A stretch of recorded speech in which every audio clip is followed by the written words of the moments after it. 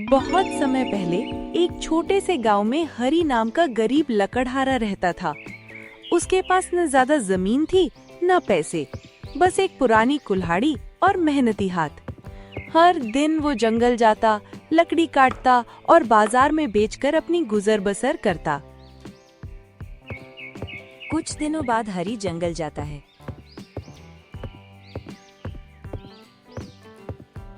और जंगल जाकर काम करता है। तेज धूप में काम करते करते हरी बहुत थक गया। भूख और प्यास से उसका गला सूख रहा था। वहीं पास में हरी को एक बड़ा पेड़ दिखाई देता है। वहां पर जाकर हरी बैठ जाता है।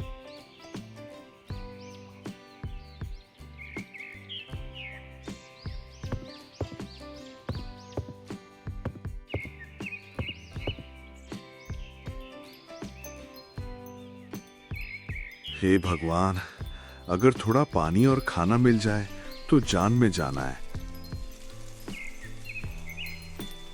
अगर तुम वादा करो कि मेरी देखभाल करोगे तो मैं तुम्हारी मदद करूंगा। हे भगवान, कौन बोल रहा है और कौन हो तुम? मैं इस जंगल का रक्षक पेड़ हूँ। मैंने देखा है कि तुम गरीब हो लेकिन मेहनती और ईमानदार भी हो। तुम मेरी क्या मदद कर सकते हो? मैं तुम्हें कुछ खाने को दे सकता हूँ। पेड़ ने अपनी डालियों से मीठे फल गिराए और कहा कि तुम यहाँ फल खाकर अपनी थकान मिटा सकते हो।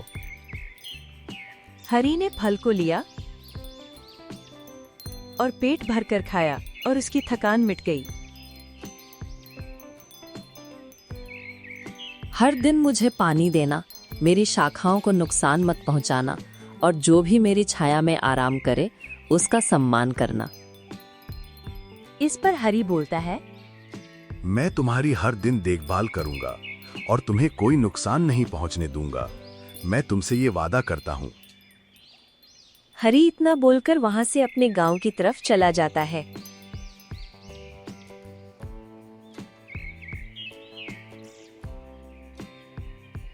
दिन बीतते गए। पेड़ के फल, सूखी टहनियां और लकड़ी से हरी की आमदनी बढ़ने लगी।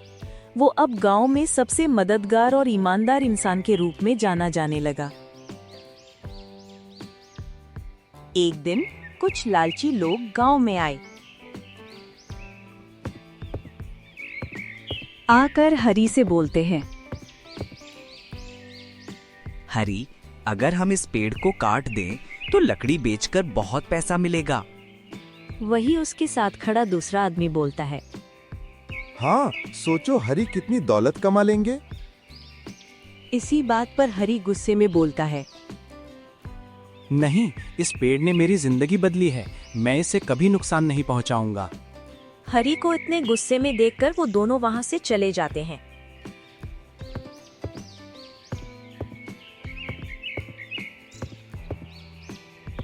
हरी उसी पेड़ के वहां जाता है और पेड़ को सारी बातें बताता है।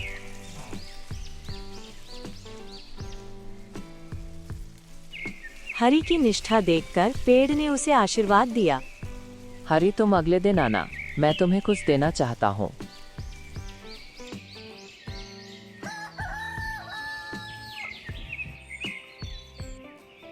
अगले ही दिन हरी जब पेड़ के वहां आया तो देखा पेड़ के नीचे सोने के सिक्कों की एक बोरी रखी थी। ये सोने के सिक्कों की बोरी अब तुम्हारी हुई हरी। ईमानदारी और वफादारी का फल हमेशा मीठा होता है हरी। धन्यवाद, मैं हमेशा आपकी रक्षा करूंगा। हरी ने अपनी ईमानदारी और प्रकृति के प्रति प्रेम से न सिर्फ अपनी जिंदगी बदली बल्कि गांव के लोगों को भी सिखाया कि पेड़ और प्रकृति हमारी असली दौलत है। जो प्रकृति की रक्षा करता है, प्रकृति उसकी रक्षा करती है।